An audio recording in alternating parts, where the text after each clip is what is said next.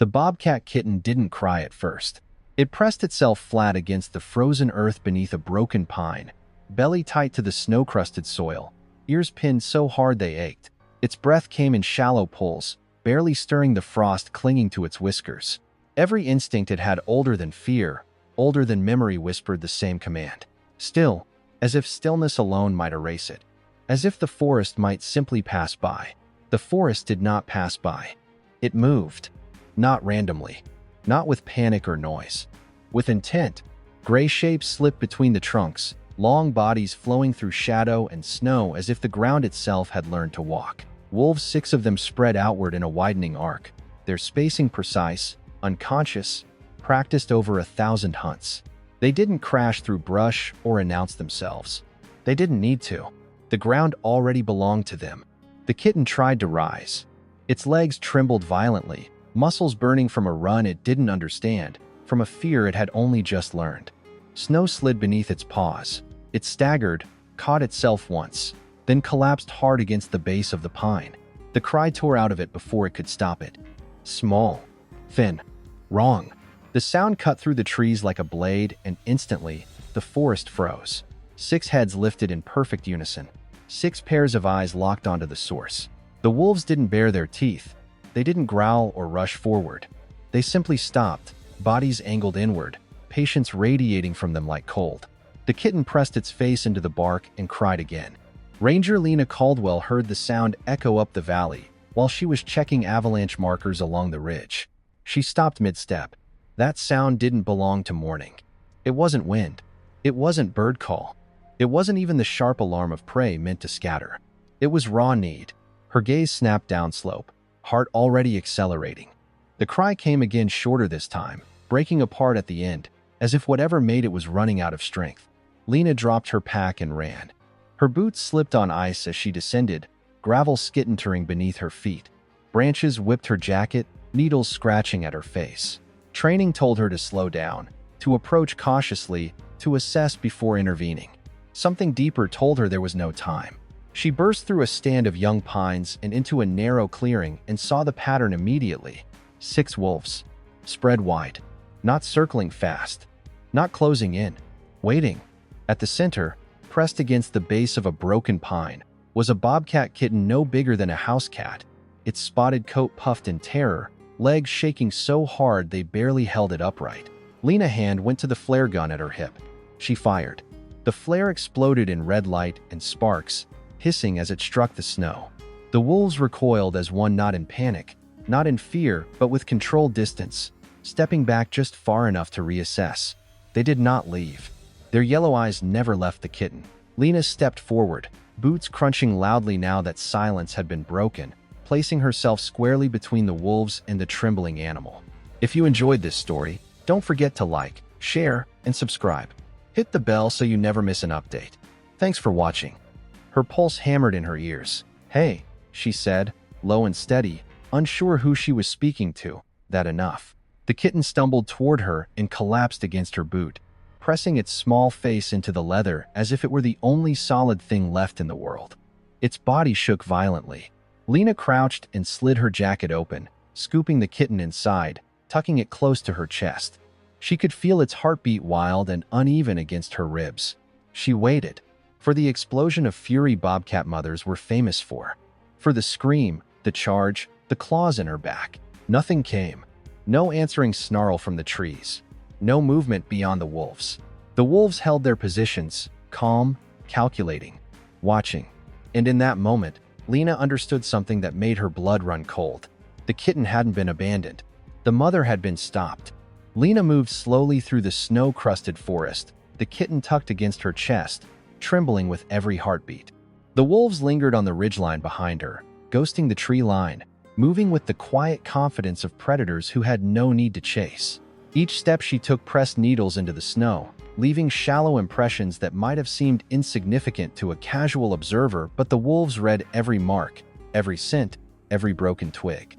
Ahead, Lena noticed the tracks of an adult bobcat, perfectly spaced. Fresh. Too fresh. Too neat. Her pulse tightened. Not right. She whispered under her breath.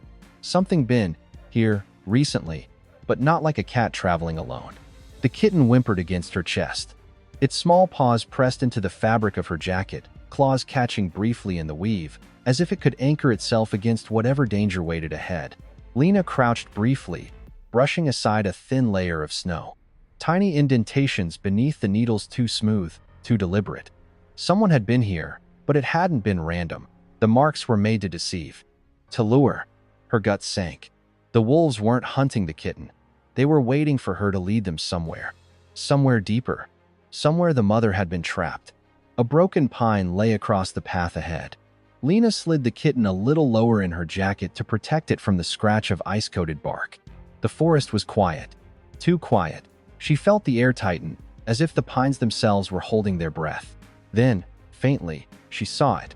A glint of steel half buried beneath a mound of snow and dead needles.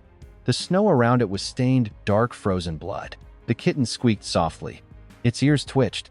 It had recognized the scent. The lure had been set not for her, but for the mother. The predators didn't need to rush. Their patience was as deadly as any teeth. Lena pressed herself back, assessing the trap. A steel snare looped cruelly around the base of a fallen spruce. Rusted, sharp. Designed to hold, designed to hurt. She could already see the swelling in the snow around it. Someone had tried to break free, fought for hours, maybe days.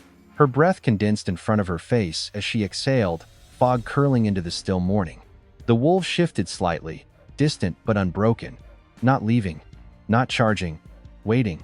Lena's hand tightened around the kitten. "It okay," she whispered. "We'll get her out." The fallen spruce pressed heavily against the snow, hiding the worst of the damage. Lena knelt carefully beside the snare, brushing snow and splintered bark away. The steel cable had cut deep into the mother leg. She couldn't see her fully. She had gone quiet after the struggle, but faint, shallow breaths rose from beneath the spruce, uneven and ragged. The kitten pressed against Lena's chest, chirping softly, tiny paws clinging to the fabric. Lena spoke to it quietly, her voice a tether against panic. "It okay. We're here. She's still with us." The wolves shifted in the distance, a faint rustle of underbrush announcing their presence. Lena could feel their attention slicing through the still forest air. She didn't flinch. They weren't here to hunt her, not yet. But they were marking territory, testing patience, waiting to see if she would falter. Slowly, carefully, Lena positioned her jacketed hands beneath the spruce trunk, levering it just enough to relieve the weight pressing against the mother. A groan echoed from below, low, wet, painful, and Lena froze. The kitten chirped, whimpering. "It okay, little one," she murmured. "I've got her." With one measured motion, Lena lifted the trunk enough to access the snare fully. The steel cut into her gloves, cold and sharp, but she didn't hesitate. She worked the cable free, twisting, cutting with trauma shears she always carried in her pack. Each snap of the metal reverberated through the hollow like a bell, loud and alarming. The mother groaned again, struggling against pain and weakness. Lena kept her hands on the bobcat, supporting her weight as the kitten pressed its tiny body against the adult's side, nudging frantically. Recognition, not fear, passed through that touch. From the ridge, the wolves flinched. Their calculated patience had not prepared them for this disruption. Lena used the moment to lift the mother fully, supporting her under the shoulders and hips. Every movement was slow, careful, intentional. One wrong step could collapse the fragile life beneath her hands. A distant howl carried through the trees. The pack shifted uneasily, still watching, still calculating. Lena's heart raced. Every breath she took seemed amplified in the hush of the forest. She could feel the infection heat radiating from the mother leg, even through layers of gloves and jacket, a reminder of hours or days of pain endured alone. She reached the small clearing near her jeep, carefully placing the mother on a portable stretcher she had pulled from the pack. The kitten pressed its nose into the adult fur, chirping softly, tiny whimpers of relief. The wolves, now observing from the tree line, let out a single low, collective rumble, not aggression, not challenge, just acknowledgement. Lena's hand shook, but only for a moment. The mother bobcat was alive. Weak, in pain, but alive. And the kitten had survived, held close, guided by instincts it had barely begun to understand. The forest around them exhaled, not in a sound, but in the subtle relaxation of snow-laden branches, the shift of shadows, the faint flutter of wings somewhere high above. The wolves remained on the ridge a while longer, watching, then silently withdrew into the pines. They had lost the hunt, but they had not lost the memory. Lena crouched beside the kitten, letting its tiny paws curl around her jacket. "You're safe now," she whispered. "She's safe. You're both going home." The ride back to the ranger station was quiet, save for the occasional soft whine from the kitten nestled against Lena's chest and the muffled groans from the mother bobcat. The Jeep tires crunched through the frozen snow, leaving a lacework of tracks behind them. Lena's mind raced, cataloging everything she needed: pain management, wound care, monitoring for infection. Every detail mattered. One misstep could turn this rescue into tragedy. The mother fur was matted with ice and blood, patches of red staining the pristine white of the snow. Lena's gloved fingers traced the jagged edges of the wound. It had been cut deep by the steel snare, the tissue raw and bruised, but no bones were broken. Still, she could feel the tension in the muscles around the injury, constant strain from the mother trying to pull herself free before Lena arrived. The kitten chirped again, a tiny voice of reassurance. Lena glanced down and smiled despite the tension. Its amber eyes mirrored the fear and hope of its mother, reflecting a trust that had been earned in hours of terror. At the station, she laid the mother on a padded stretcher in the care room, a space warmed by small heaters and the scent of antiseptic. The kitten curled near her mother, occasionally pressing its nose into the adult fur. Lena moved swiftly but gently, cleaning the wound with antiseptic, carefully removing frozen clumps of fur, checking for foreign debris embedded in the flesh. The mother hissed softly, a defensive warning that faded quickly when Lena's steady hands didn't threaten, when her movements radiated care instead of danger. She injected a slow-release antibiotic, then wrapped the leg in a temporary bandage designed to immobilize the limb without cutting circulation. Lena documented every action, taking careful notes. Survival here depended not just on skill, but precision and patience. Through the hours, she fed the kitten small portions of a milk substitute, watching it suckle greedily. The mother, weak but aware, nuzzled it, encouraging the instinctual behavior. Lena marveled at the resilience of life.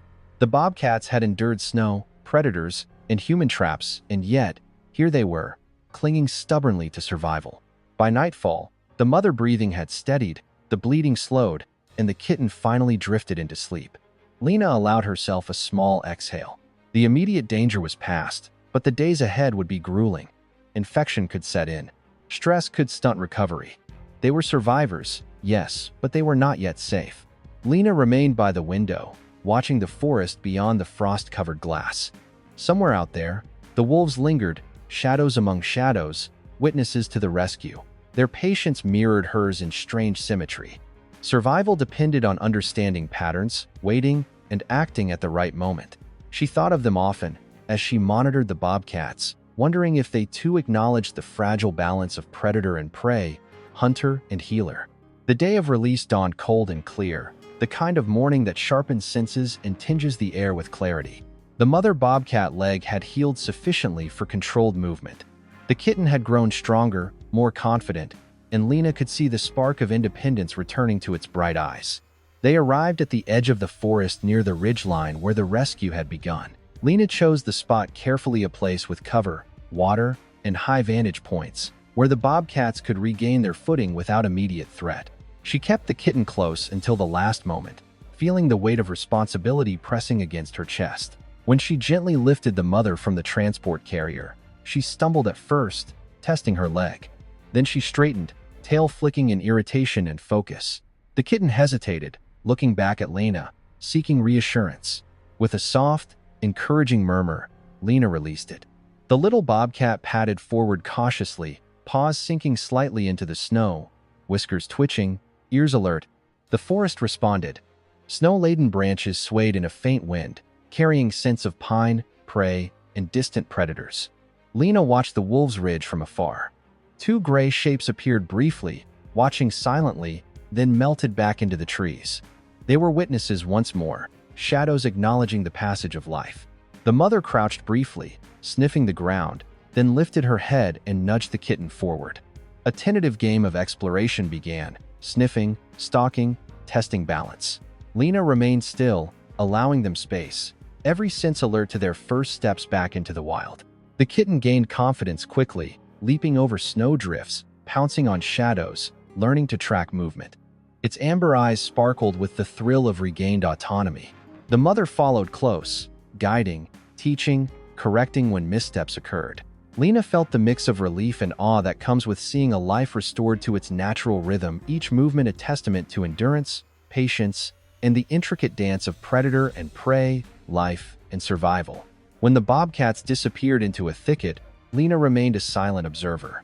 Their forms vanished behind the tangle of pines and snow, but their presence lingered in her heart. The wolves' pack had watched silently from the distance, a reminder of balance, vigilance, and the unseen laws of the wild. Lena smiled softly, knowing that though her job was done, the story of the bobcats, the forest, and the pack would continue long after her footprints melted from the snow. The forest exhaled in quiet waves of wind, snow sparkling in the morning light. Life continued, and for the bobcats, it had been given anew. Weeks later, Lena saw them again.